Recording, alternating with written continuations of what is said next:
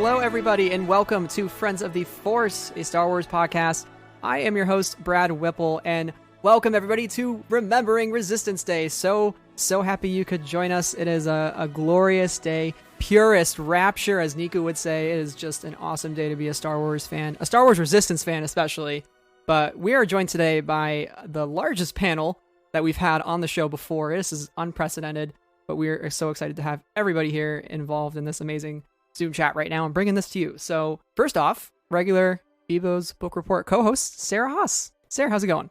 I'm so excited to be here with everybody and to chat with this many people at one time about Star Wars Resistance, because I feel like most of the time it's just us and I do not really have the opportunity to engage with a lot of people, other people who love Star Wars Resistance. So I'm really excited. Star Wars Resistance Hive is rising up, let me tell you. Next person we got on the show, you may know her as Balanced Padawan on Twitter. It is Hammie. Hammie, welcome back to Friends of the Force. Second timer. Hi. Great to have you. I'm so excited to be here. Thank you. Last time we talked, the world was much different, but I promise we're going to make it just as fun as it was in October. So this is going to be a great time. Yeah. Next, we have Charlotte Airdy, co-host of Skytalkers. Charlotte, welcome back to Friends of the Force. How's it going? I'm good. Thank you all. I'm so happy to be here. Resistance is the best. It is. It's true. It's true. All of it. And Caitlin Plesher also joining us from Skytalkers. Caitlin, welcome back to Friends of the Force. Hi, thank you so much. I'm so excited to talk about Resistance with all of you today. And I promise we set aside enough time to talk about the Colossus. We made sure of that. So that's all that had to come. And finally on the show, joining us, a host on the Women of the Whills podcast, we have Meg. Meg, welcome. First timer to Friends of the Force. So happy to have you joining us. So thank you. Thank you so much for having me. Nettie reached out to me, was like, hey, I'm busy, but like you like Resistance because you've actually finished it. I was like, Resistance? What? Yes, please. So here I am. Yeah, and here we all are, because as you said, Resistance ended in January. It came and went way too quickly in all of our lives. And I think I can speak for everybody in saying that we wish we had more of it. And we're also in some way unsure of why it left, because it was so good and so different and just so unique, and had such a great cast of characters, a cast of actors and actresses joining the show. It was really something that was truly unprecedented for Star Wars animation in some respects. So we're going to be talking about pretty much why we love Resistance, kind of looking back on its legacy as a show, talking about some of our favorite moments and favorite characters, and it's just going to be a whole lot of fun. So before we get started, as part of Remembering Resistance Day, we will be putting out tons of interviews and blogs and sharing a lot of stuff on social media today, so make sure to check out all of that. And we will also have an article on our website where we update things from around the fandom to keep you all in the loop on all things Star Wars Resistance. It's going to be a lot of fun, Sarah. Yes, and when it comes to Remembering Resistance Day, we hope that you will join in with us and use the hashtag Remembering Resistance and share with us your thoughts, your art, your fan fiction, your cosplay, your blogs, whatever you have to share your love of Star Wars Resistance. We want to see it, and we want to engage with this community and just talk about how much we love this awesome, joyous show. So don't let the fun end here. Certainly not. So we're going to move into our first topic, basically when we first saw Star Wars Resistance, kind of why it stuck with us initially, and going from there, just being a Star Wars Resistance fan for 2 full seasons.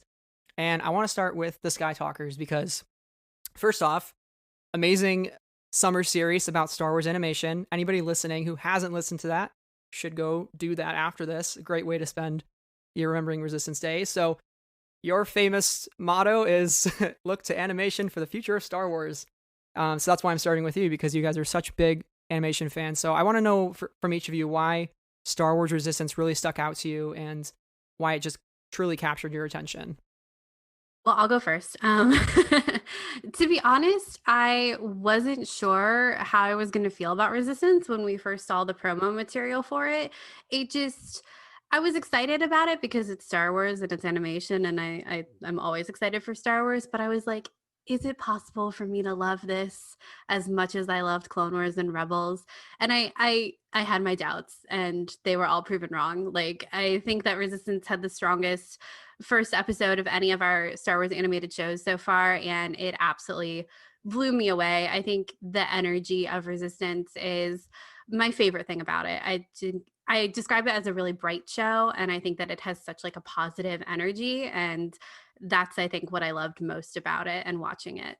Yeah, and I completely agree, except I didn't have the reservations that Caitlin did initially. I was like all about it. And that's because I really love the sequel trilogy and exploring that realm. So I think when the show was announced, I was so excited to potentially. When you look at all of the animated shows that we've gotten in Star Wars, they all provide a solid backstory about the politics, the galaxy, what's going on, and everything. So I think at that point in fandom, everyone was really intrigued about how things were going to shake out with the end of the saga, or just we were really entrenched in the sequel trilogy. And I definitely wanted to know more about the New Republic and how everything worked. And I definitely think that, like Caitlin mentioned, that first episode really drew us both in.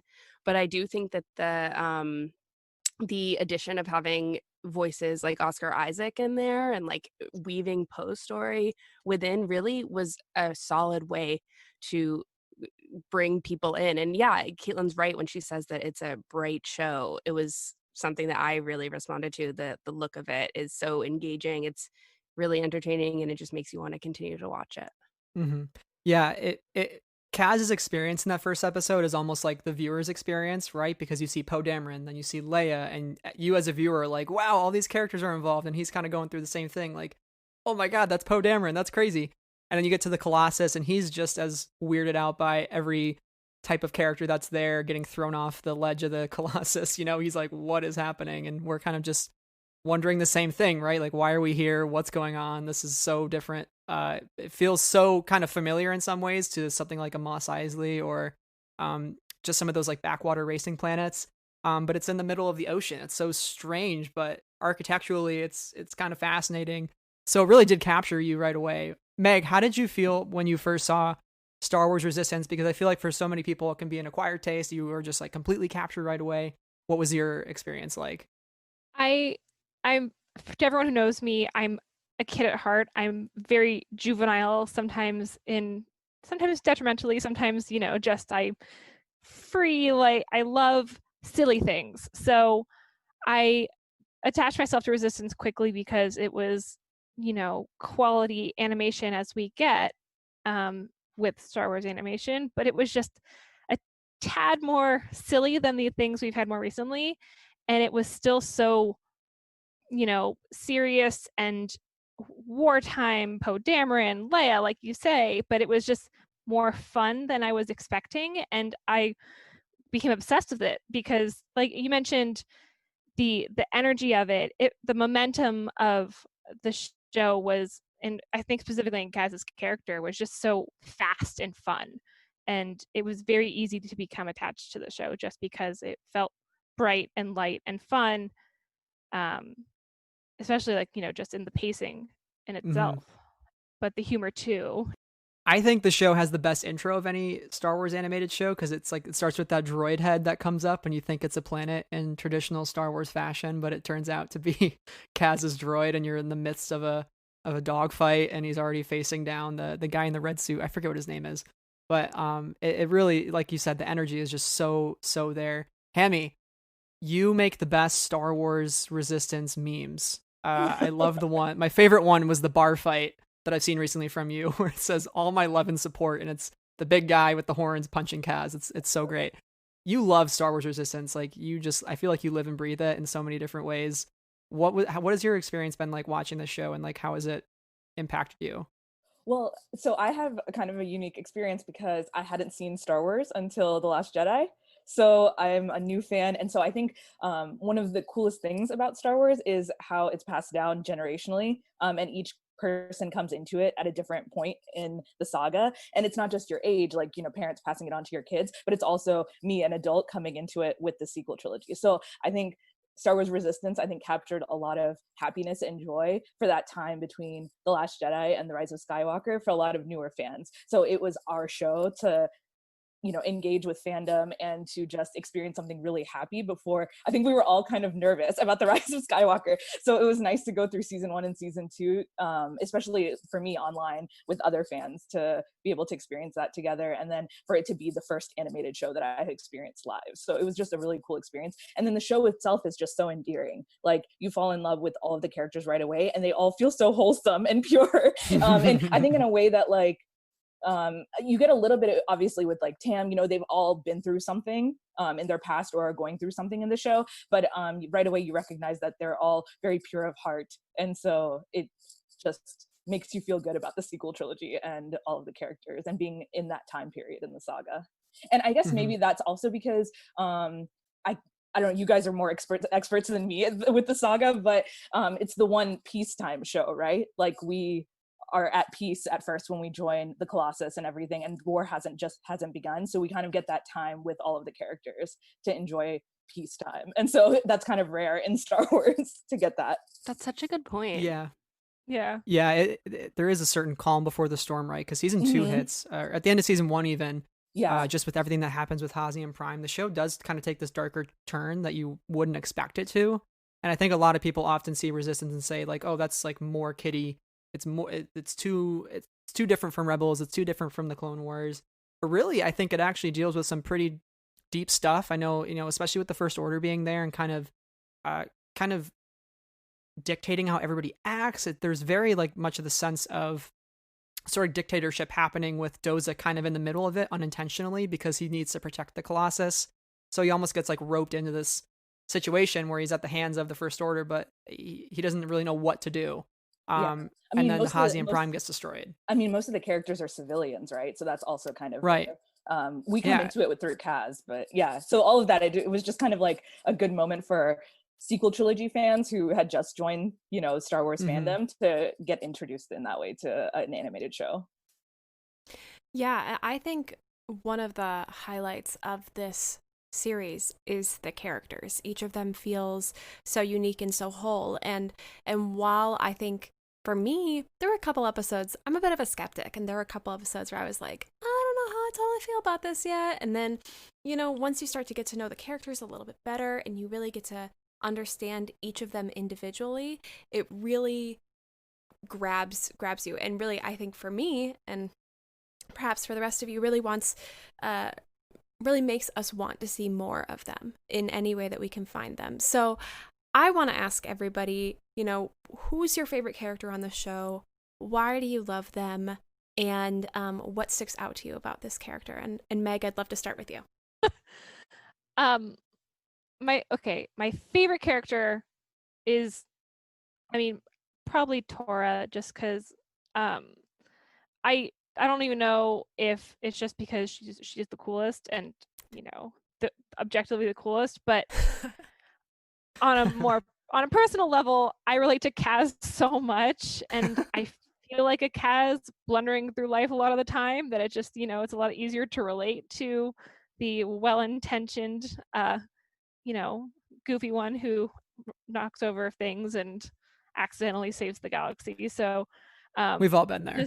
just the relatability of Kaz, and how just silly but just kind and genuinely concerned for the well-being of the people around him. I think Kaz is my soft spot character for sure. Yeah, Hammie, do you agree? Are you a Kaz person? Somebody else completely? No, I do love Kaz. I think he's like a perfect window into this, and like I mentioned, it's a really innocent show when it starts out. So to have Kaz be our window into that, and getting to know all of the characters, and him kind of being a fish out of water, being a spy, and then also in this new place on the Colossus, it's really cool. My personal favorite character is Tam, just because obviously the entire arc that she goes through over the 2 seasons is amazing and really unique, so I really appreciate that she kind of joins the First Order and then comes back. It's really my favorite thing about the show. But I also like that about her, that it's one of the few cases where you're a misunderstanding amongst your family is what causes you to separate from them. And so I guess that isn't that unique in Star Wars, because that seems to happen a lot where people aren't communicating with each other. I know the Skytalkers bring that up a lot, that if people just talk to each other, talk to each other. Yeah.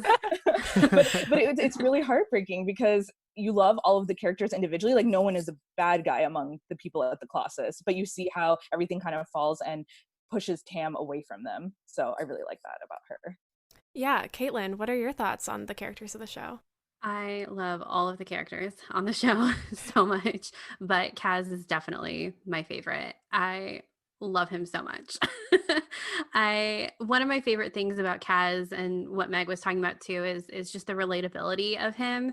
It's kind of crazy how relatable Kaz is, given, you know, his situation. But I I think he's incredibly relatable. But the thing I love most about him is that Kaz, for as scared as he is in a lot of situations, and he can get very scared, he never hesitates when he thinks there's a solution or something that he can be doing to help someone else. I think that's something that I love so much about his character, is that for as often as he kind of messes up or like has failures or things like that, he just is always trying, and he never hesitates to put himself out there into a dangerous situation, or even to go and talk to someone, or whatever it is. And I need more of that energy in my own life. And I think that's why Kaz is probably, if I had to pick, I'd pick Kaz. But I think that all of these characters, like Hammie and Meg have said, they're so compelling, and they're so complex, for as we kind of say that Resistance is the youngest, like it's geared towards the youngest audience. I think that the complexities within all of these characters are some of the most compelling in Star Wars. And I want more of them. Yeah, Yeah, where were please. our books and, you know, Right? all of these? I need them all.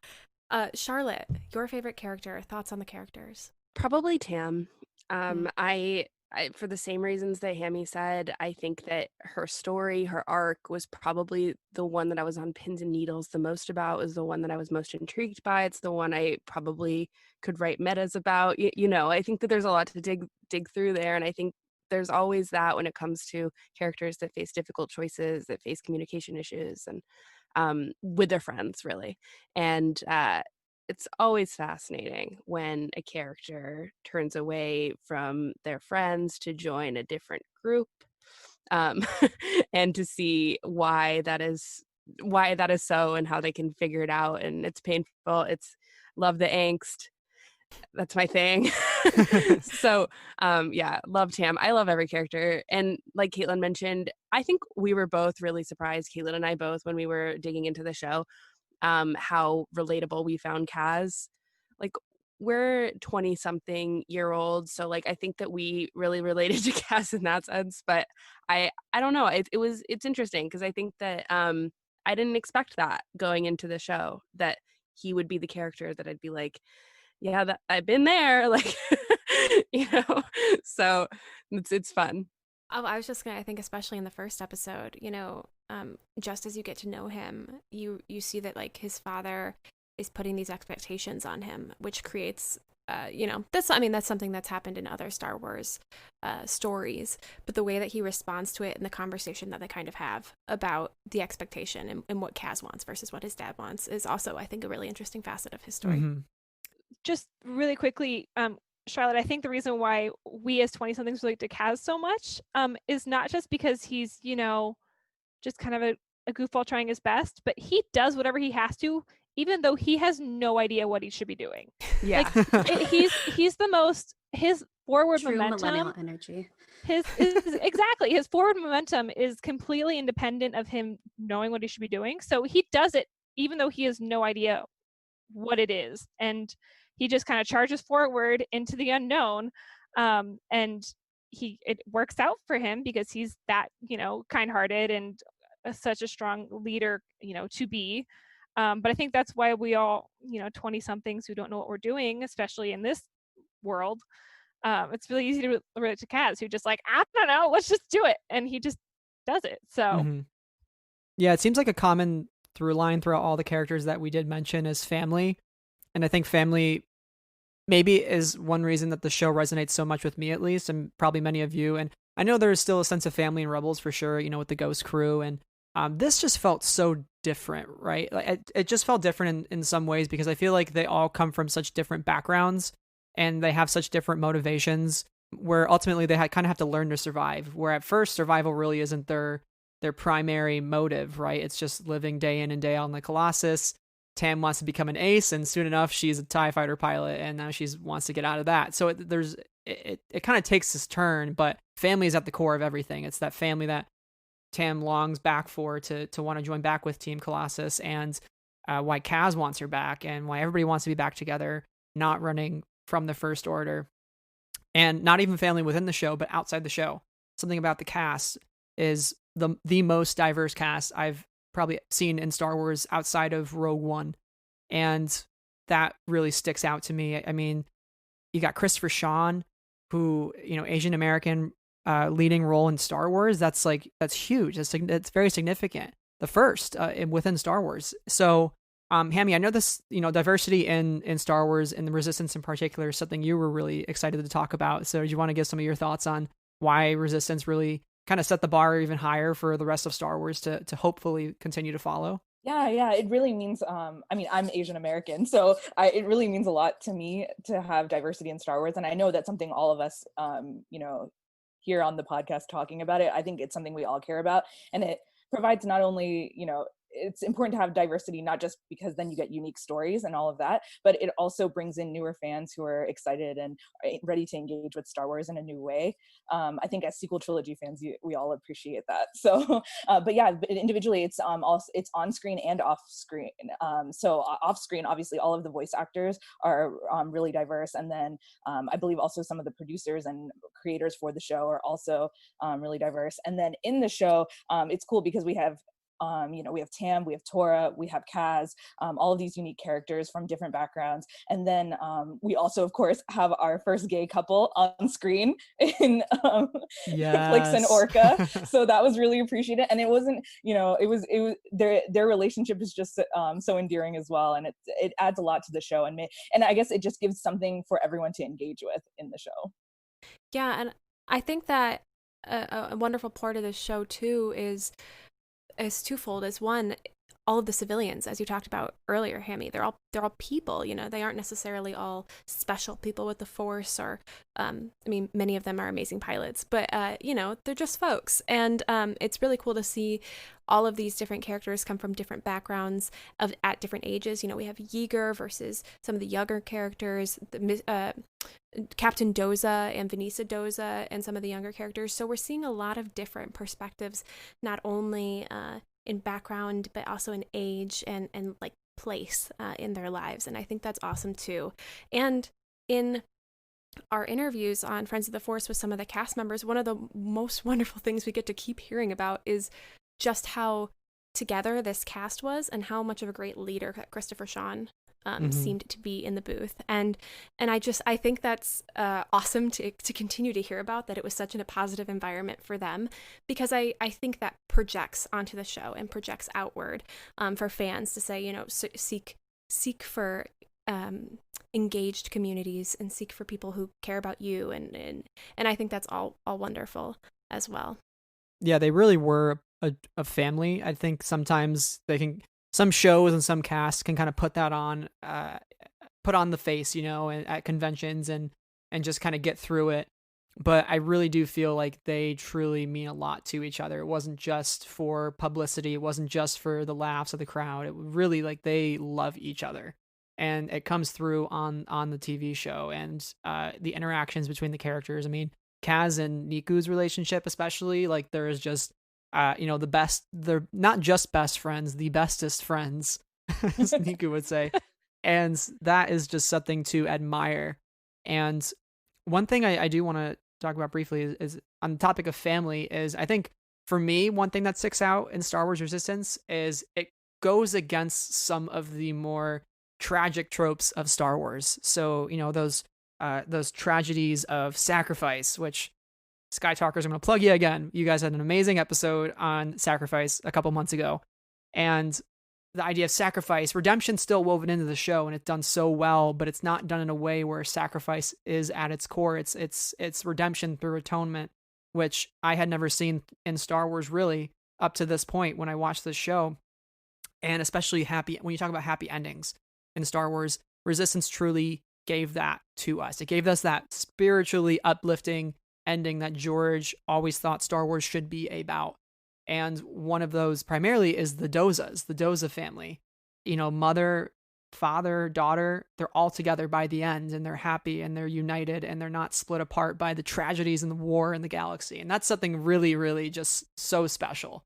And I was so worried for one of those characters to die because Star Wars loves killing moms, and that needs to stop. And Vanessa Doza is one of the survivors, and I love that and I admire it. But Charlotte and Caitlin, what do you think on just how Resistance kind of defied some of those tropes and really created its own ending regardless of what has come before?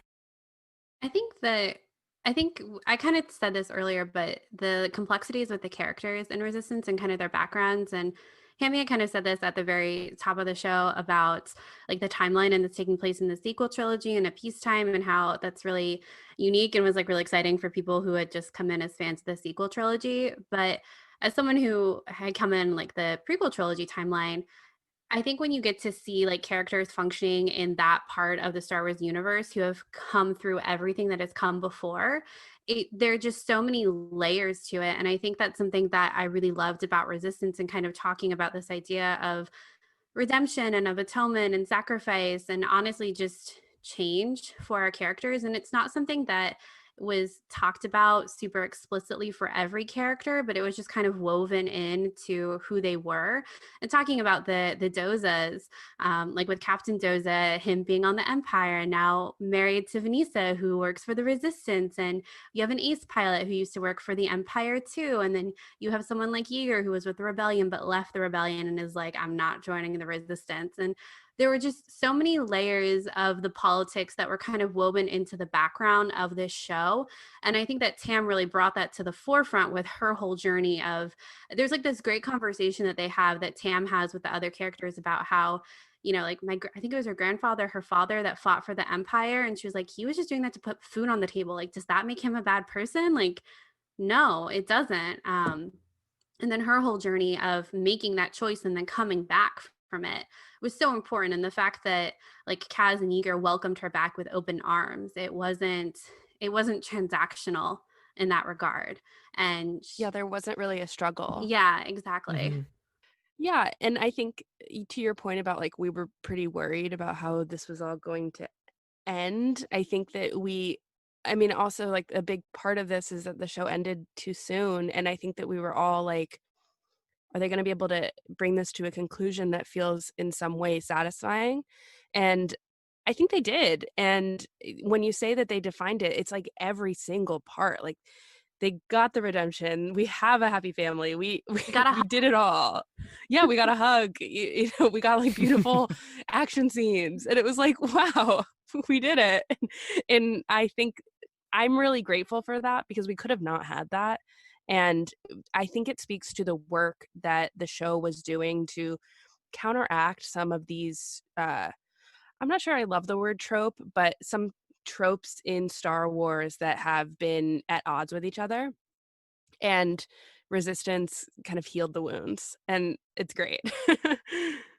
I think especially like in the time after The Rise of Skywalker, when, you know, everybody had very strong and honest to goodness lots of feelings about it one way or another, and to have this other Star Wars property having this really defined happy ending, to me it didn't feel ambiguous, and it didn't feel like a struggle, or that there was pain involved in the ending there in any way. Really hopeful for me, especially in that time coming right off of that movie, which for me personally was rough. I felt a bit hurt by it. So just a touch. but yeah, I mean, it really succeeded in giving us a positive caring, empathetic ending, I think, for all of the characters. And it really shined in that way. Megan, what are your thoughts on this? Well, I mean, just off what you just said, the whole there being a happy ending, it made me a little mad in some ways that we had a show that dealt with such,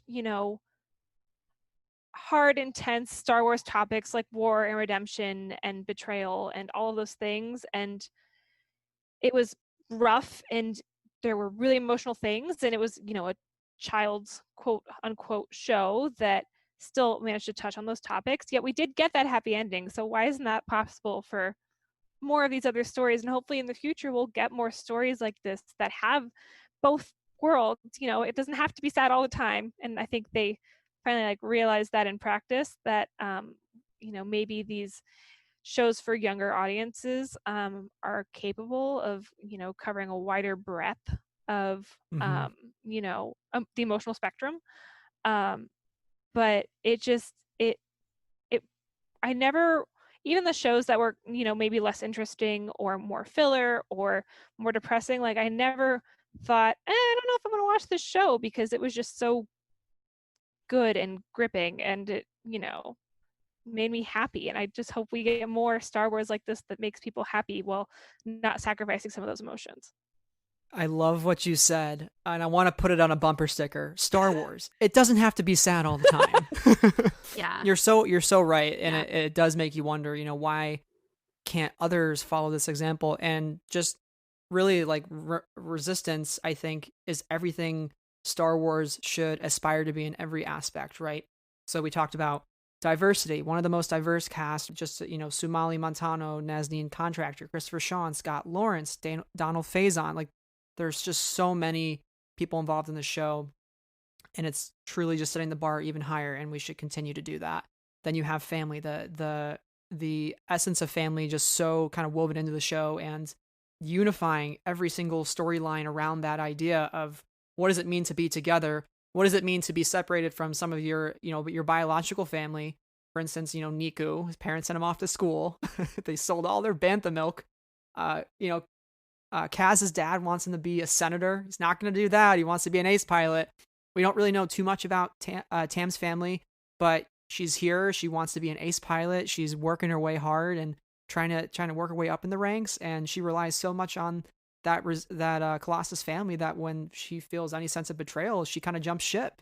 And I understand that it's her whole life, but there's just so much integrated with family and both on the set and on the show, and that's just so beautiful. So for anybody that's questioning if you should watch Star Wars Resistance, those are really my two biggest selling points. It's family, and it's just diversity of perspective and the characters, and that's why the storytelling I think is so strong. Would you agree with that, Sarah? Yes. Yeah, absolutely. I would. I mean, the characters are all just so wonderful, and to see them all have such different perspectives and backgrounds, and to really be role models for any of these characters, can be role models for any viewer. And I hope that they're able to bring in new Star Wars fans for years to come, because these characters are awesome. I love them. Every Star Wars should end with Yub Nub. That's all I'm saying. Can I just say the comparison of family in Star Wars, I think it's really important to talk about how basically every story that is being told in Star Wars, it is woven in the fabric of Star Wars now that there is always going to be a found family aspect. It feels like that's just part of it. And I think that the way Resistance approached it is quite different than Rebels did. Rebels, the question really was, how are these people going to exist together, and are they going to make it from point A to point B by staying together? And I think with Resistance, I think you have all these a bunch of different characters. There's so many characters in Resistance, all so interesting and all have really intense backstories. I think Caitlin alluded to that before, where it was whoa, there's a lot of history, a lot of baggage here. And I think for Resistance, it's a similar question to Rebels of point A to point B, but I think it's more how are all these people who seemingly come from all different places. I use this kind of the structure of hierarchy in Resistance is definitely there. There's like kind of a caste system in place with the Colossus. And how are all of these people going to come together for to combat like the greater evil, which is the First Order, but it's not even that big, you know, it's more personal. And I think that's something that was so good about Resistance was that found family aspect felt not forced. It felt um it felt a little different than we've seen in the past. And I think it was because there's more people, there's different age groups. Maybe I'm not explaining it too well, but I definitely feel like it was a different approach than the other parts that we've seen in Star Wars. And I would say that it worked. I think that maybe one reason, at least for me, that it like kind of hit home with the found family thing is it kind of explicitly happens with Tam because she leaves the family, right? So she leaves the family, and then the thing that she mentions to Tierney before she leaves is that the reason she's leaving is because she wants her family and she wants to go back to them. So I think that kind of like nails it, that it's not just a group that comes together and then they have to go on these missions. Yes. Obviously Rebels has super emotional parts. It's not saying one is better than the other, but it's different when you are a cohesive unit, and you have squabbles like any family would, but this was very different, where someone is separated from the found family and it has to come back and be reintegrated back into the family. Yes. And it didn't hurt at all. It didn't hurt at all when she came back. It was like joyous and momentous. And then it's nice to have that contrasted.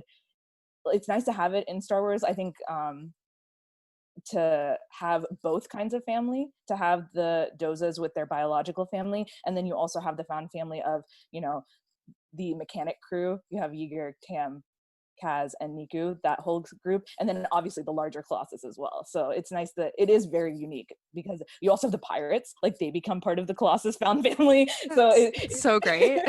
Yeah. So and at first it's all about, oh, okay, we just need to survive at the end of season 1, but then by the end of season 2 they all come together in this beautiful way to combat the First Order. And so it's a good it's a good parallel to kind of the final scene in The Rise of Skywalker on Exegol, where it's people and everyone coming together. You summed it up so much better than I did. I was like, here are all these nebulous thoughts, and you were like, here they are in a concise way. No, I knew what you meant though. Well, and it's also important to note that the difference here is the found family is also tied to a place more than I mean, I think we're going to get into that, but all the found families we've had before, and especially talking about the Ghost crew, like yes, the Ghost is a place, yes, it's a mobile place that's more like a camper van than a house, whereas these are people arriving to a place and stay and find their family. It's like Foster's Home for the Imaginary Friends, and not like let's go on an adventure. So that, I think, plays a big part in building those relationships, and like how we can get pirates to dock and just hang out and become a part of it. And we can't forget to include that in the family aspect, because it's such a big part of how they're able to stay together. Your mention of Foster's Home of the Imaginary Friends has just fired some neurons that haven't been fired in almost 10 plus years, let me tell you. I'm so sorry. I was like, whoa, chocolate milk. I love chocolate milk. Like, wow, cheese. I missed that guy. No, I think you're all making really great points, because I think that is the biggest thing with Star Wars Resistance is they don't have like a commonality initially, right? So it's like Rebels had a crew that was like, okay, our mission is to escape the Empire and survive, right? But on the Colossus, everybody has a different MO. It's how do you change every single person's mentality on there and make them want to fight the First Order? And that's what we see in almost every sequel trilogy storyline, even something like Galaxy's Edge, where Vi Moradi goes to Batuu and everybody there is like, oh, the First Order is never going to touch us. It doesn't matter. We don't need to worry about them. So it's like, how do you rally everybody around this kind of unseen threat in some ways before it's too late? And it is seen, but by the time it is seen, they can't do anything about it. So how do you give them that preemptive warning and make them want to fight? And that's a really beautiful storyline I love in the sequel trilogy era, is like, yes, the Empire was destroyed, but they're not gone. A new evil will always rise up in the galaxy. That's kind of the way of things, and we don't want to succumb like the old Republic did with the Purge, and Resistance family is so resilient in that way. And we've been skirting around naming it, but that place that we're all talking about is the Colossus. And it's not only, I mean, I mentioned great thoughts about the Ghost Crew and that being a bit more of a mobile home, a camper, Meg, than a place to live and stay. But it's such an important part of this found family is that this is their home and this is their community, and it's not, oh, I have to go off to some distant place to save some higher really big fight, how they're all going to Exegol in The Rise of Skywalker. This fight is at home for everybody on the Colossus, and that's kind of what allows them to rally together. And I mean, I love the Colossus, but I know I'm not the only one who loves the Colossus here. And I would love to jump to Caitlin about Colossus thoughts and the importance of this ship, not only as, a setting, but like as a character, as what gives the show life. Yeah, my MO is that I love the Colossus. Good thing we've allotted you 35 minutes to talk about it. So go ahead. Yeah. Don't let her. No, cut her off. Cheryl's like, we want the map. God, that's all I want. If anyone listened to Skytalkers when we went over the over Resistance, we did like every show we do our 2 highs and 1 low for every episode, and the Colossus is always my high. I as everyone has been talking about, I think it's the best set piece in Star Wars, and I've said that like 57 times, but I think it's so true. And Cheryl is like rolling her eyes basically listening to me talk about this once again. But I think that, like everyone has been saying, like the fact that they all have to exist in this place, in this space at the same time, and it's not, I kind of think of it almost like Papa Bear, Mama Bear, and Baby Bear, like the Ghost is the baby bear, and then from like Rebels, and then you have the Jedi Temple is like Papa Bear, it's like huge, it's a war, and then like the Colossus is like Mama Bear, it's like in the middle. It's like you have room for people to exist in their own spaces and like have their own kind of communities, like with the pirates, and then like with Flix and Orca, and we have Aunt Z's, and then we have the Aces up top, and all of this kind of stuff, but they're all still like in one space and they can't go anywhere. Yeah. And so there really are just so many layers to this one ship, and it gives you room for them to be on their own, but at the end of the day, like they all survive with each other or they all don't survive with each other. And I think that was one of the really interesting threads in season 2, was when Kaz kind of made the decision, like, we've got the hyperdrive, we're going, and didn't talk to anyone else about it. And now they're all on this journey. And I think it's Doza who has that really interesting conversation with everyone on the Colossus, like, hey, we're going and we're going to go find the Resistance. Hope that's okay with everyone. But they are this community, and there was dissension among them about, this is not at all what I signed up for. Like, I signed up to be on Castellan and to like stay on Castellan, and we are not there anymore. And I just think that the Colossus, like its size is perfect for the stories that they were telling on Resistance, coupled with all of these as we've been talking about, these kind of intricate backstories. It just, it's layered literally. And I can't speak highly enough about it. And I really, like Sarah mentioned, I really want like a theme park style map of the Colossus and like a cross section of it. There needs so to be more awesome. Colossus merch. The incredible cross section. They need to make like a Colossus plush pillow, like a body pillow. Oh my God. That would be great. Your ideas. Wow. I've never been a ship person. I don't care about any other ship. Like, I can identify an X-Wing, and I can barely identify the Ghost. Like, that's how bad it is. And like the Falcon, of course, I've got that. Could care less. But the Colossus, I'm like all in. The thing about the Colossus that I don't know if you defined, Caitlin, but it's a conflict creator, and that's what makes it so interesting. Is that, well, the physicality of it is fascinating in itself, because it makes the conflicts that happen on the Colossus personal and inescapable. Yeah, in a different way than like if you compare the Ghost or the Jedi Temple. Like, we never see that with, maybe if you want to like go down that route, you can talk about like the archives in the Jedi Temple or something, and like the hierarchy within accessing that point within the Clone Wars. But I still don't think it's at all on any level compared to the Colossus, which creates within the physicality of it its own story, its own, like I mentioned before, caste system, and I know that that's one of the reasons why you like it, because there's inherent angst and drama that come with the ship itself. Yeah. Yeah, I think, there's that great line from Niku in I think like the first or second episode where he's like, I want to get to the tower with the clean hallways. And this idea that there are literal levels and restricted areas to it as well. Like it's that big, but everyone still knows where you're going.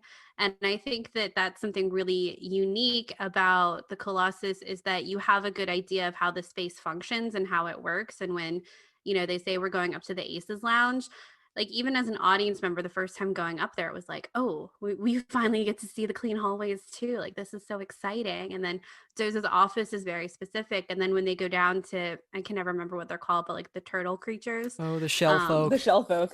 So cute. Like when they're down there, like you understand where they are physically in this space. And I think that that's something really hard to do in Star Wars, because a lot of the times, like we've been talking about, they're moving around a lot. And like with the Jedi Temple, we know what the Emperor's office looks like, and we know that like their bedrooms are just like a mat on the floor, and that's pretty much it. Like it's very bare bones, and I wouldn't be able to like map it out for you very well, I don't think. And that's a completely different story with the Colossus, and I think it grounds you a lot more in the story. And like Cheryl said, I think that was the best way to say it, is that it's a conflict creator, that space, and it's incredibly unique for Star Wars. Mm-hmm. I think you had mentioned the shell folk. It's cool because they, like, you're excited to see the Aces Lounge, but then what actually gets the Colossus moving at the end of season 1 is the shell folk and being at the bottom.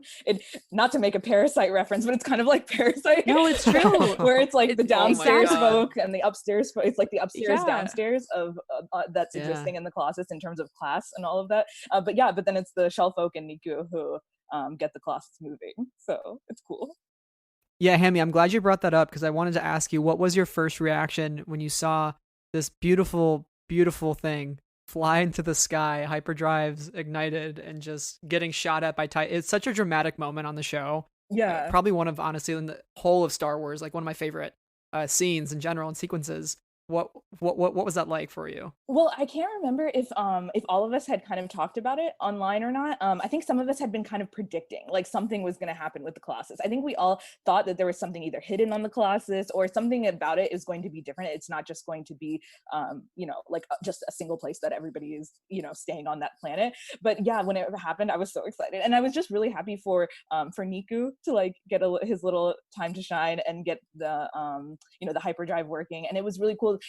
I guess it was like one of the first big moments where we got to see everybody top to bottom kind of working together to get it moving, because I think Yeager and Kaz had to go up to the top and deactivate. I'm not good with the tech in Star Wars, but they had to like deactivate something at the top, and so that put them near Tam and the First Order, but then Niku was down at the bottom like trying to get the hyperdrive working. So it was just really cool, and I think it was like it made the show really, really exciting to have that big reveal that the Colossus got to fly. Yeah, Meg, I want to ask you too, with the Colossus, one other big thing we learned in season 2 is twins. We have to get the twins back to Tatooine, the Colossus twins. And I'm sorry, guys. We find out in the episode Station to Station, there's another Colossus, like a nice shiny black Colossus, kind of the darker twin. And it's really fascinating to kind of see the juxtaposition between the First Order version of that and kind of a more friendly or homey one. So what are your overall thoughts on the Colossus, kind of what we've talked about, and also the fact that there's this new element that's introduced in season 2, that there are others out there, and this has kind of become its own thing by virtue of everybody that lives on it? Well, so just dissecting that individual point, that there are multiples, like if we think about our favorite ships in Star Wars, like even, okay, something obscure, like the Tantive 4, Mm-hmm. like there are many ships like that ship. There are plenty of Corellian, Corvettes like that don't mean what that one means. Same like even the Falcon. There are other, freighters just like the Falcon in the galaxy somewhere that are not the Falcon and don't hold that emotional weight, just for the fact that they weren't loved as much. And I think the Colossus is just loved because, I'm not going to say that the First Order doesn't love anything, because love a couple things, but like the Colossus is in itself a character, as we're saying, but it's loved as such. And when I think about the Colossus and its presence, and first of all, are we not going to acknowledge just the fact that they named it the Colossus, and it's the Colossus? But it's, for me, its impact is really vertical. How, I would love to get Caitlin a cross section of it, but think about how tall that would be, because we don't really see any space stations like that are so present in plot. We, a lot of stories have people stopping at places, and, Bespin is, they're mining, but whatever. But this is a thing that you're on for a long time, but you only go up and down. You can't go side to side. So it's essentially like any other planet setting, but not many stories we have in Star Wars exist in the same place for as long as they do on the Colossus. And, they don't go to another planet. They don't go to another side of the planet. It's one vertical thing. And I think that presence is what makes it so easy to love for the characters and so easy for us to love. So, I mean, forget the other First Order one. Like, sure, it's pretty, but ours is better. So that's why they end up stealing everything off that one and bringing it back home and making theirs functional. It's a great episode, by the way. I love that one. Well, it was endearing too to see Tam and Rucklin. Rucklin. We love you, Elijah Wood. Yes, but first of all, Rucklin's yes. not invited to Remembering Resistance Day, although Elijah Wood's a different my story. gosh. Yeah, Elijah Wood is always welcome. Elijah Wood can come. Rucklin cannot. Yeah, I think that's why one has a soft spot. We're still waiting for that Ruckdemption. Yeah, but when him and Tam are going through the Titan, the evil twin of the Colossus, it's nice because you go through the little sections and Tam is like reminiscing and she gets all cute-eyed and is like, oh, well, this is different than the Colossus. And you're just like, Tam, go home. So it's nice that we get to experience that with her. Mm-hmm. Yeah, Meg, you also mentioned the name. It is colossal. It is huge. And then the other one being called the Titan. I want to know what this whole fleet of ships names are. Right. How the humongous. Like I need to know. I need to know. But I think I think you say it so well when there is such love for the Colossus and there's such love in the Colossus, and that really resonates throughout the whole show and sets the tone for the whole show. And these messages of family and loyalty and selflessness and community, especially, and care for others. Even the first few episodes, what is the conflict? They're defending the Colossus. That's one of the first things that we know about it as a place, is that they have these aces. They're designed to defend this thing. So we, as audience members, are immediately inclined to want to defend it too and to care about it. And yeah, Kaz is sent to spy, but that's not exactly the priority in the first few episodes. It's always about keeping that place safe. Mm-hmm. That was actually one of my favorite surprises, was when the triple dark happened, all of the aces coming out, just guns blazing. You're like, whoa, I didn't realize this place had their stuff together that much. Like, they were just ready to go, they're well armed. And it makes me think, I love the Colossus so much. I can't tell you how many hours I spent. I can't count on one hand how many hours I spent analyzing every single frame from the Battle of Exegol to try to find the Colossus, because I'm convinced it got repaired enough. It made it there somehow. I don't know how that giant thing made it through the red place, whatever that was, to make it to Exegol. But let me tell you, that thing, I want to see it just fire one laser on something like a Star Destroyer. That would be, that would be pretty good. We know the fireball was there on Exegol, right? But yeah, the Colossus, no one has been able to find it yet. I think Anthony Carboni mentioned it like in passing, but I don't know if it's ever been confirmed that they placed it there. But they seem to go through the archive of like every ship design ever and just place it there. And I feel like maybe we all need to spend a little bit more time with a magnifying glass. Can't we just assume, knowing what we know about the characters, and like they would be there? So I've just kind of adopted the whole it's there. It has to be there. There's no way it's not. Or they put in the wrong coordinates accidentally. Yeah, that's what I was going to say. Did. Or they showed up 5 minutes late. I think that's what happened, actually. Nico's like, we're 3 parsecs away. It's fine. We're going someplace. But Nico would be like, there are people who need our help. We must go. We must do it. Like he would not let anybody stop them as a place, as the Colossus, from like going towards the fight. Even if, you know, he didn't know all the coordinates and he put it in a little wrong and they ended up somewhere completely different. It's happened before. I would love like a one-shot comic of the Colossus and Team Fireball's point of view during that battle. Like, just give it to me. Just give me the whole story about how they ultimately ended up there. That would be so much fun. But speaking of kind of future things we would wish for Star Wars Resistance, I wanted to ask you guys 2 rapid-fire questions. So you probably already heard my answer, but one of our rapid-fire questions that we gave you ahead of time was, what is one thing that you would wish for the future of Star Wars Resistance content, if there could be something that could come back? You know, what medium would you like to see, or maybe what story would you like to see? And Caitlin, I'll start with you first. I think comics would be a really great medium for Star Wars Resistance, but also anything that would bring back the cast, because I just love their voices. I mean, you know, thinking Afra just came out, an audio drama, but for Resistance would be amazing. That would be so cool. Yes. That would be awesome. It would be a fun audio drama after 2 serious ones. Yeah, It would be like a who would comedy hour. have to narrate it? Yeah, Christopher Sean. Yeah, let's go. I would probably, this is kind of simple, but I want some of the main characters to appear in other Star Wars stories. I think as Star Wars content develops and it all is becoming, you know, crossing over and different characters appearing in different things, it's like, let's get the Resistance characters in there. It's obscure, like in an obscure kind of way that I think fans will really appreciate, like us, right? And we want to see more of these stories and we want to see them. I mean, like, let's get some Yeager in here, you know what I mean?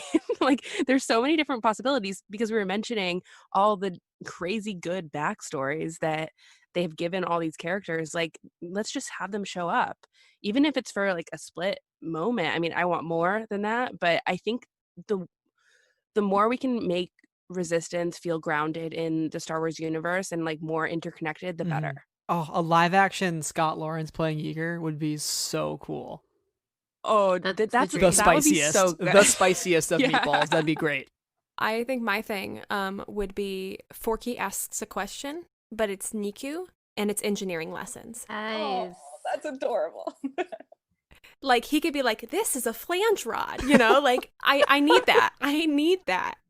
Okay, but, you know, we can just ponder that later. Hammie, what do you... No, I would love that. But yeah, I'm gonna go ahead and agree that it would be nice to like agree with Charlotte and say that it would be nice to have Resistance characters in other things. You know, Yeager at the Battle of Jakku,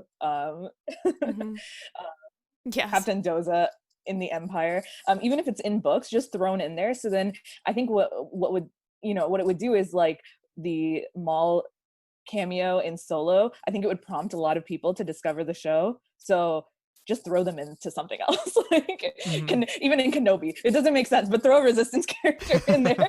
And We'll figure it out. Yeah, no, because then fans who maybe didn't give the show a chance would go back to it, and it would have a revival of sorts. Yeah, that would definitely be my wish too. Meg, what are you thinking for future Star Wars Resistance content? There's a lot of possibilities. Okay, so I apologize to you because you guys don't know me very well. But so imagine face characters in Batuu, because there's no plausible reason why we can't have Niku and Kaz running around Batuu. Because Batuu is a physical Star Wars place that exists in our world, and it takes place canonically between Last Jedi and The Rise of Skywalker, and that's when Kaz becomes a spy, and he's super good at spying, right? So why can't you do some spying in the marketplace? I think that would be a great way to make, even if they just put CB-23 next to the droid depot, like, there are several things they could do just to bring it into because there for a while there was merch for a while, a little bit, nothing too drastic, and obviously no merch in Galaxy's Edge, but they could very easily integrate those into storyline, because we know that there's so much open space in that part of canon, and they can very easily add them into the story. I mean, meeting Vi in Galaxy's Edge is one of my favorite things to do on the daily. Like, I'm hardcore in love with her, and it's fine, but it's so easy to add characters that people don't know, because no one knows who the heck Vi is. Like, I tell guests all the time to, like, go find the woman with the blue hair. She's great. Tell her you want to help her. And, you know, no one knows who this person is because no one's read Phasma, but the people who have read Phasma, it's that much more important. So think if kids saw Kaz walking around Batu, that'd be so cool. And I love that idea. Not It would completely be so awesome. out of the Yeah, realm me too. of plausibility. Yeah, especially since, you know, when we think about Vi, she's been featured in Phasma, which is an adult book, a book aimed at adults. And she's also been featured in Black Spire, which is another book aimed for an adult audience. And Resistance is a show that is aimed and made with kids in mind. And the whole point, you know, of making a theme park, of having this place to go, the reason why, you know, Disney is so beloved is because there's such imagination there, and for kids to see their princesses or see their favorite characters, you know, or whatever. Why not, right? I think, Meg, you bring up a fantastic point there. Well, and if I don't know, if any of you have been to Galaxy's Edge, but if you're in Galaxy's Edge and you're over by where the Resistance is camped out, there's a big X-wing up on a platform, and sometimes Chewie and Rey will go hit it with stuff. They'll take a wrench and they'll whack it, and things will start smoking, and they'll try to fix it. Like, that could very easily be any number of characters. But I'm just imagining Niku and Kaz at the X-wing trying to figure out why the heck it's beeping and trying to fix it. Like, it'd be great. I would love that. I would watch like a 10-minute scene between two people playing Kaz and Niku, just continually handing Niku the wrong stuff. Like, no, Kaz, the other thing, the hydro spanner. Is this the hydro spanner? No, Kaz, it's not. I'd be that person that would sit there all day and be like, "There's going to be another one of these in 3 hours. Please, I cannot wait." It's a 10-minute event. Sorry, Caitlin, go ahead. It would be so great to see them. Like you mentioned, Meg, CB rolling around. I was like, oh my God, I miss CB so much. Right? But those characters are so colorful too. And, you know, Batu is great, but I wouldn't say it's super colorful. You're correct. It's a lot of earth tones. So to see, yeah, a lot of earth tones, a lot of beige. But to see like CB and Kaz and Niku around Batu, they would stand out so much. I think that's such a great idea. I would be with you, Sarah. I'd be sitting there like, nope, they're coming back, and I'm gonna be right here all over again. Mm-hmm. Well, and especially if CB, you know, like CB and Kaz aren't really known by the First Order, so they're not like a target, because, you know, Rey has to hide because Kylo's walking around and she has to hide. But like CB and Kaz just kind of like, you know, awkwardly shuffling between door frames and like peeking their heads around would just, it fit. It'd be perfect. Yeah. Shopping, eating Ronto wraps. I would love Niku to walk up to me while I'm eating a Ronto wrap and go, "Can I have a bite?" I would be like, "Sure, take it. I don't need it anymore." Go for it. But this is interesting. I'm glad we brought this up because, you know, one thing about Resistance is the marketing for it, and I think it kind of fell victim to some very strange airing times. You know, like Sunday at 10 p.m. is generally not the best time to watch an animated show, and you know, the reason we are remembering Resistance is to bring more attention to the show because it came and went so quick, and there is a lot of opportunity, like we've just discussed, for all these different ways to integrate the characters in the story into future Star Wars stories. You know, it doesn't have to end with the show. We can see Yeager's perspective from the Battle of Jakku. We can see Niku and Kaz on Batu. We can see all these characters pop back up, and that's why we're still talking about it today, because no one's ever really gone. You know, if Maul can get his legs chopped off in 1999 and return in 2009 or 10, there's no reason Niku can't come back, and there's no reason Tamp can't come back. And the more attention we bring to this show, the better for the Star Wars community, and the more people come into the Resistance community in particular. And as that grows, we all are happy and we all are joyous. Well, on a more practical note, like, if at the end of the Rise of Skywalker, there's a new galaxy to be reformed, And if we're assuming that maybe Niku did take the wrong turn and they did not end up at that battle, we have a whole ship of extremely capable, intelligent people who are loyal to the resistance, who can very well take leadership positions in this new galaxy. And, maybe Kaz wouldn't be the great, political leader, but he could be a great general or a teacher or all these things that the new whatever we're calling this political structure will be. There's so much room for that. And, just whatever medium it might be, these characters have potential and we don't know that their potential's gone. Absolutely.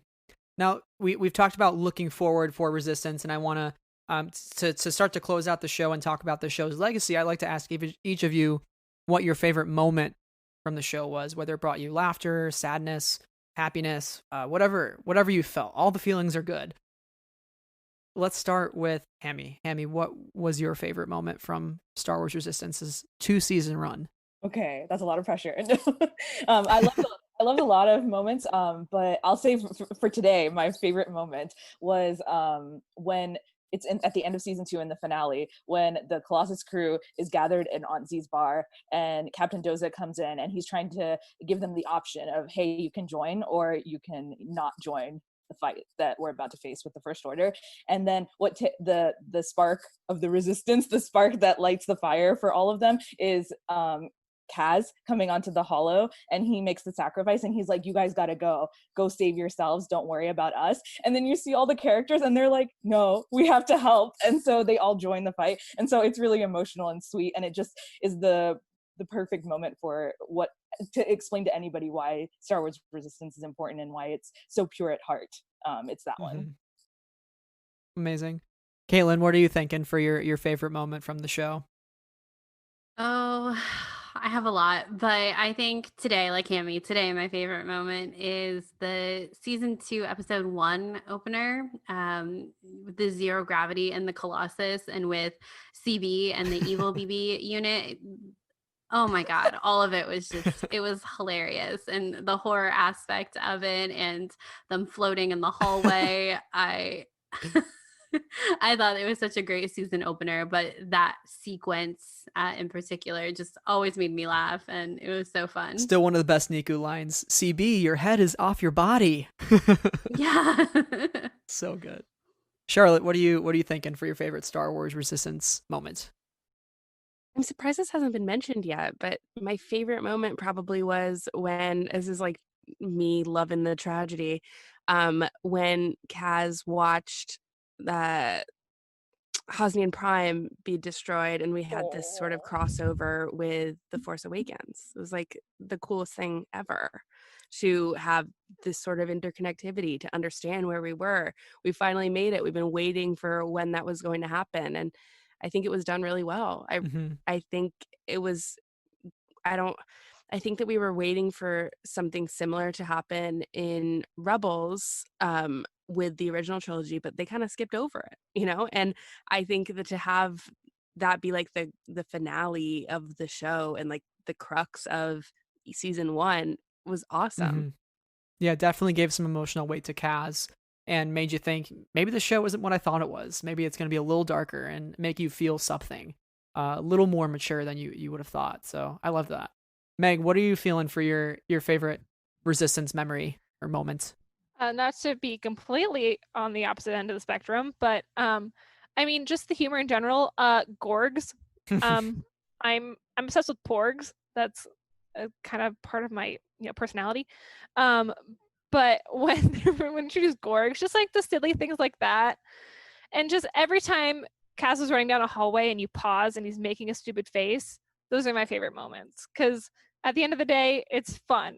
And also, you can't just watch Niku and Kaz interact and not be happy. So I think it's just the little things like their stupid jokes and all the times Niku is trying to get Kaz to understand, and the Gorgs. But obviously the emotional things are as much important to the fabric of Resistance as anything. So on the topic of Gorgs, if they added Kaz and Niku to Galaxy's Edge, they would also have to add Gorg cakes. They would have to, correct? Right? Correct. Obviously, I would eat the Gorg cake for sure. Yeah. Sarah, what is your favorite Resistance memory? I think I know the answer. I mean, so many, but in the past couple of days, I've been really thinking about, as I mentioned earlier, food. I like food. There's a celebration. Will there be food? I like food. Food. I live for those really small Niku moments. So I really do. They bring me a lot of joy. And Meg, I have to agree with you in the moments of ridiculous humor and funny moments, that there's a lot of great moments. I just rewatched Bebo the other day, and like Bebo and Bebo's mom are so amazing. I mean, I could go on and on about amazing moments in this series, but I will stick with food. The gourd cakes. Niku, food. Okay, that's all. I'll stop talking now. I almost said the Niku water bottle moment. Oh, There's several, so but good. when the water bottle first made its appearance, I was like, whoa, that's one big water bottle, and I'm here for it. I think we all got excited when we saw the water bottle. I was like, yes, what a great water bottle. I would buy one so badly. I would carry it around with me everywhere. Like, talk about a merchandising idea right there. They fell so short on Resistance merchandise, and I, for everything whenever I see Star Wars merchandise that's great, I'm like, yeah. But I'm like, wait, but you could have done that with Resistance too. Oh. And there was so much opportunity. So much. I didn't like, not even Kaz's jacket, not even no CV plushes. Like, it's just action figures. We'll just keep our fingers Right, crossed. It's on us, guys. We are all starting a business right now, and we're gonna make all of that merch that we Yes. want to see in the world. Absolutely. Because Niku's water bottle, staying hydrated is very important. Yeah. It's important, and also it's adorable, and I need it. My favorite Star Wars Resistance memory is the episode Rendezvous Point. That's when we first meet Vanessa Doza. First time I actually sobbed over the show, like, a lot. And I think it was just one of the most heartfelt moments of the entire series, and kind of cemented the fact that the Doza family is the happiest family in the Star Wars galaxy, even when they're apart. Distance does not matter. It's not a factor. The fact that Tora knows her mom is out there, caring and fighting the good fight, like, that's enough for her to know. And just that final shot of that episode is just so beautiful. And Vanessa Doza as a character too is just fascinating. I love her. I want to know more about her. Talk about a spin-off comic. Give me her in the Battle of Endor. I want to know that. Or a novel, please. Yeah, Yeah. absolutely. She's so cool. Yeah. So there's a lot of potential there. She's so Yeah. cool. It's nice that she even says, she reiterates to Tam that the reason she's doing all of that is for Tora. It's not that she's separated from Tora for no reason. Like, she is doing all of it to provide her a more peaceful galaxy. That was what the part that got me in tears too, Brad. So you're not alone. Man. Nothing like crying over a Saturday or Sunday morning cartoon. So when you're in your 20s. Well, with that, we talked about our favorite memories from the show. So I want to wrap up here by giving everybody one last shot to talk about, really, like, how would you describe not only Resistance, but just animation of Star Wars in general, why it's an important medium, and why we should continue to remember Resistance as we move forward, even though the show is over. So, Charlotte, I would love to start with you. Ooh, I think animation in Star Wars has always been part of the fabric, and I think one of the reasons why George Lucas really loved it and really pushed for it to be part of basically the brand of Star Wars from the very beginning is because you can explore these worlds in a way that sometimes technology doesn't exactly allow for in live action. And because of that, you can get, and that doesn't just limit the fact that you can make things more visually beautiful than they exist in real life. Like, we're in a space fantasy, let's make it the coolest looking place possible. And you can do that through animation. But also you have this ability to tell stories in a long form rather than just a 2-hour film. You are able to tell things over 4 seasons, 2 seasons, 6 seasons, 7 seasons. You never know. And I would say when it comes to Resistance, the fact that this show basically pushed the boundaries of what the style of Star Wars animation looked like in the past, I think it's really important to look at because it's different. It looks different. It is different. And it's great to see Star Wars continue to switch up these different styles, because we have an ability to do that. We understand we are grounded in Star Wars, so we can explore all these different looks and feels that we can get through animation. And because of that, I think that it will continue to be an important part of the Star Wars brand and storytelling, because we're able to explore all different things, and it's great. Caitlin, what do you think about animation as well, and kind of why we should continue to remember Resistance moving forward as well? I mean, I think Charlotte said a lot of it, but I mean, we do say it on our show a lot for that reason of look to the animation department for the future of Star Wars, because it just shows so much within these shows about different themes that they're exploring, and like Charlotte said, you get more time with them and you get to do more in animation than you can in live action, honestly. I mean, obviously we had The Mandalorian, which is our first live action TV show, so we're getting time there, but there are always going to be some limitations with live action just due to the nature of the medium. But animation, there's just so much more opportunity, I think, to just be crazy with stuff that you're doing and experiment too. I think we see a lot of experimentation in animation, and I think that Resistance is a really good example of that, of trying a completely new art style, doing a different format, having something like the Colossus, all these different characters that have a history in Star Wars that we're familiar with as far as their backgrounds, like we've talked about throughout the show. So I think for that reason, animation is really important, and I'm excited to see what the next project is. But like we've talked about, I do hope that there's opportunity to hear more from the Resistance crew in the future. Absolutely. Just to add about the look to the animation department for the future of Star Wars, something that Caitlin and I say a lot. It is not always like, when we say that, I don't think we mean like technologically. I think we really mean that something that's so unique about Star Wars storytelling and animation is that it is able to fuel the backbone of the themes that we're so familiar with Star Wars. And it's like, oh, I wonder what they're going to explore. Well, they've been exploring it because all these conversations in Lucasfilm are happening concurrently. So when we're wondering what comes next for Star Wars, or even how to define what Star Wars is theme-wise, you could look no further than Star Wars animation, because they're doing the work. Mm-hmm. They're really being that thesis statement. They're really like the essay, and the movies are the thesis statement, you know?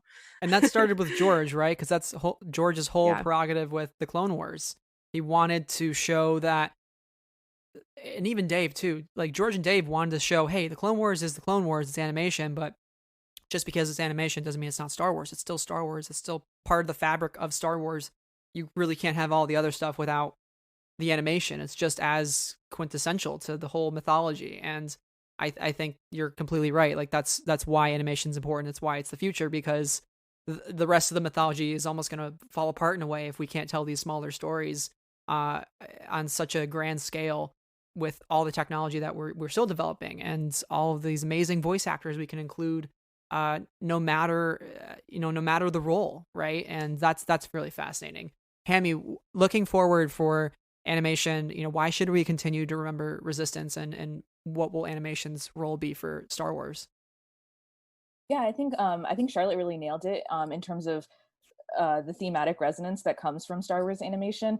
With Resistance, especially for the sequel trilogy, I think it paralleled a lot of the themes that were important, and I think a lot of the reason why so many of us love the sequel trilogy and connected with it, not just in terms of diversity of the cast and crew and all of that, but also in terms of the story and the atonement and redemption and family, found family and biological family, all of those things were kind of distilled for children in Resistance, so they're able to kind of digest those themes and then see them also in the actual movies too. So I think it's especially if you're a sequel trilogy fan, you've got to watch Resistance because you're missing out on this great part of the story and this great era in the saga. It really feels like it feels fresh and new and moving forward, and I think that's something to cherish. Especially, obviously, for me, I'm biased because I'm a new fan, but it's something to cherish because we don't always want to be looking backwards. Mm-hmm. And so it's nice to have someone or have the creators have confidence in a new era and in new stories.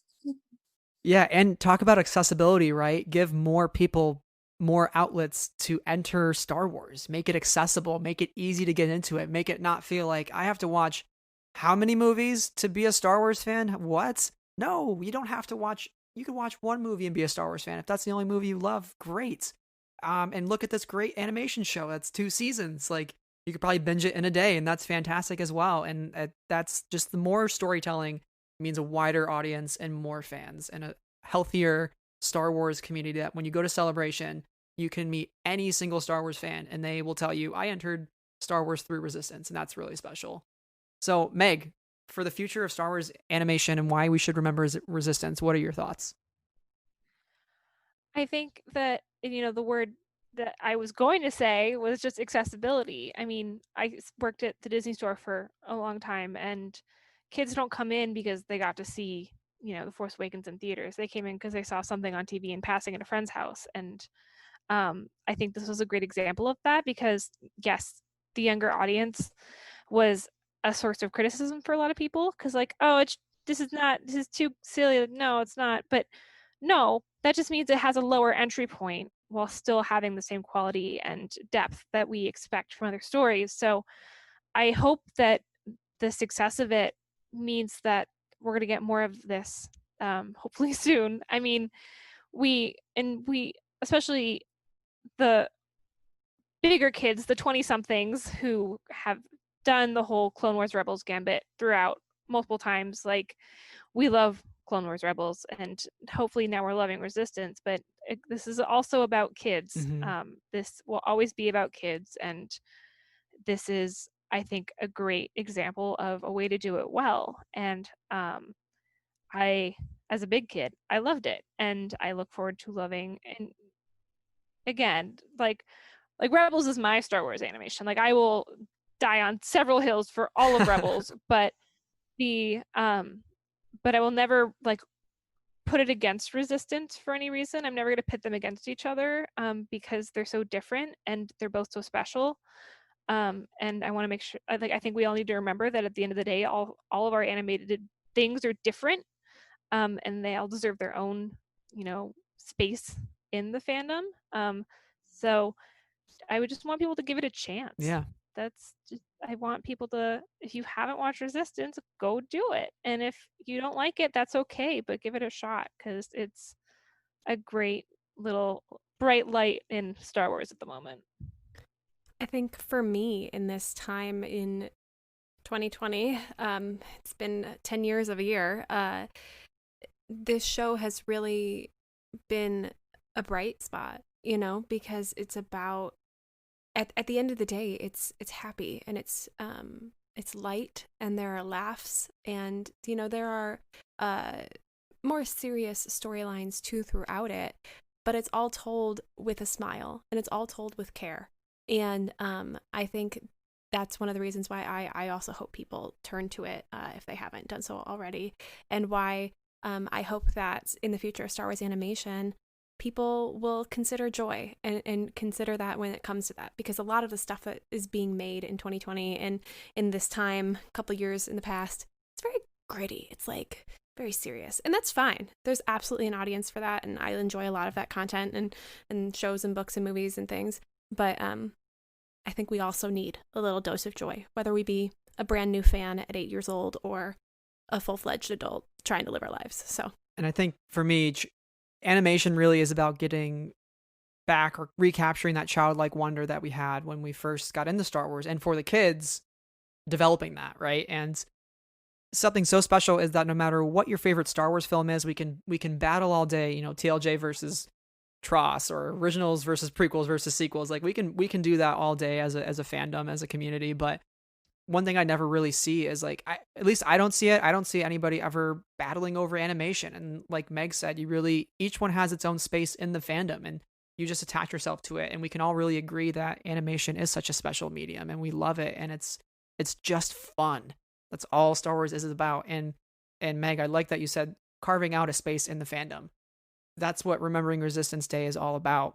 We have Rebels Remembered Day. We have hashtag Clone Wars Saved. We had all these hashtags, and I was like, Resistance still doesn't have a hashtag. Like, nobody's done it. Like, they're the show came and went like a blip on the radar. And for something that we've talked so much about here today, almost an hour and a half, and so many great things about it, it deserves its day. It deserves to be remembered. It deserves to never be forgotten. Even if we never get another story or another connection to it, like we will always remember the fun times, the fun moments, the crazy Niku moments, CB losing his head, all that stuff we talked about. And that's why we're here today. And that's why we should remember the show and hope its legacy is never forgotten. So with that being said, I think all of this that we've talked about is a great way to end the show. And thank you all once again for coming on. This was just so much fun. Huge bright spot in my week, and I hope it was for many of you and for many of you listening. But I want to close out with where everybody can be found online and what you got coming up, what you got in the works. So let's start with Caitlin and Charlotte, the hosts of Skytalkers. Thank you so much, Brad and Sarah, for remembering resistance, the hashtag and the day. I just echo everything you said, Brad. It's so important, and I'm really glad that we were able to carve out this space and this time to talk about it and celebrate it, because it is such an amazing show. But as far as finding us online, Charlotte and I, she can say our own handle, but our show is Skytalkers Podcast, and we're on Twitter at Skytalkers Pod, and I'm also on Twitter at Caitlin Plusher. And I'm on Twitter at Crerity. So it's CRERRITY.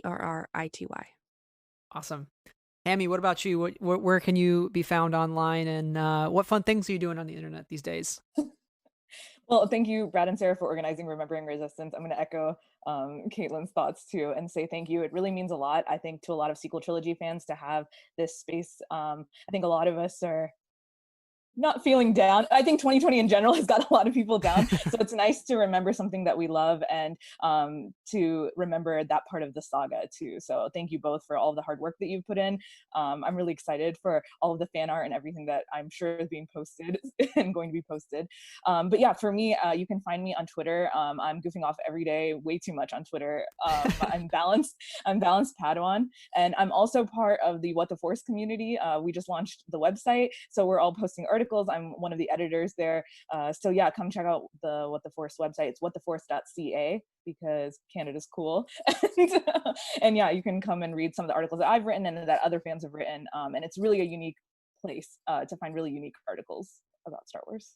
I've carved out some space on my phone to save all of the memes I'm sure you're posting at this moment about Resistance. So I'm ready. My camera roll is ready.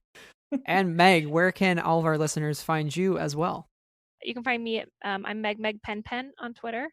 Usually just screaming at my cat, and other than that, it's hard to find outlets for joy right now, and it's hard to find reasons to look for those outlets. But I'm very grateful to you both, Brad and Sarah, for inviting me to join you for this. This has been a much needed positive thing in my life, and I'm very grateful for all of you for letting me join you in this lovely Resistance Remembered adventure. And I look forward to, again, like you all said, seeing what everyone comes up with, all the memes and art and fun things.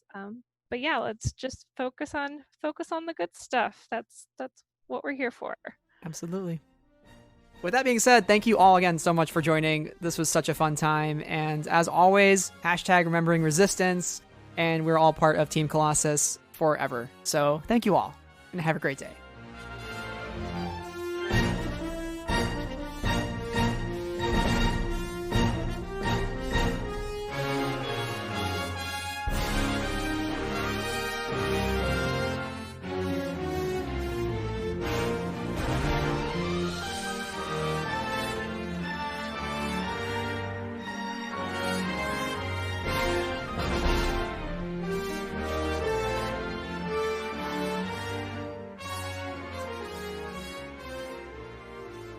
Hey everybody, thank you so much for listening to our Remembering Resistance panel.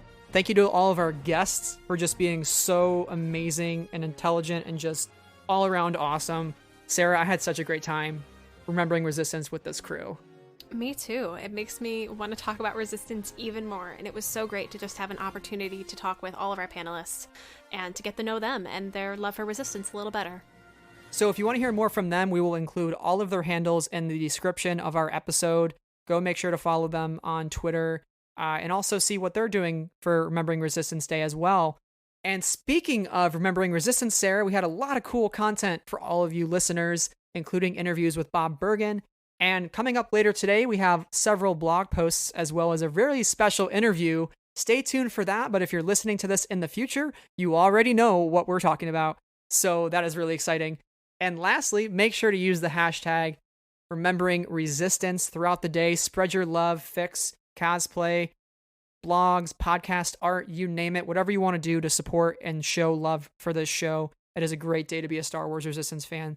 I can say that, certainly. So, Sarah, where can our listeners find you online, and what do you got going on today? You can find me at SEH221 on Twitter, Instagram, Goodreads, and Letterboxd, and at Sarah Vlogs Thoughts on YouTube, where I love to talk about books. Awesome. And as for me, you can find me personally at Brad Whipple, and you can find the podcast on Twitter, Instagram, Facebook, and YouTube. Make sure wherever you're listening to this episode, share it with everybody you know. Get the word of mouth out there about Friends of the Force, and share this amazing panel of people with all of your friends. Never stop talking about Resistance. And if you want to support the show, consider joining our Patreon at patreon.com/Friends of the Force. Starting at only $1 a month, we have a lot of big changes coming soon to that, so stay tuned. And thank you to our current patrons who support the show: Amy, Anna, Cheryl, Deborah, Donnie, Elegy, Marie Claire, Michael, Neil, Rachel, Sarah, and T. So that is it for us here on the Remembering Resistance panel. Sarah, thank you so much, as always, for being an amazing host. And until next time, everybody, we are ones with the Force. We are friends of the Force. And may the Force be with you always, Team Colossus. Bye!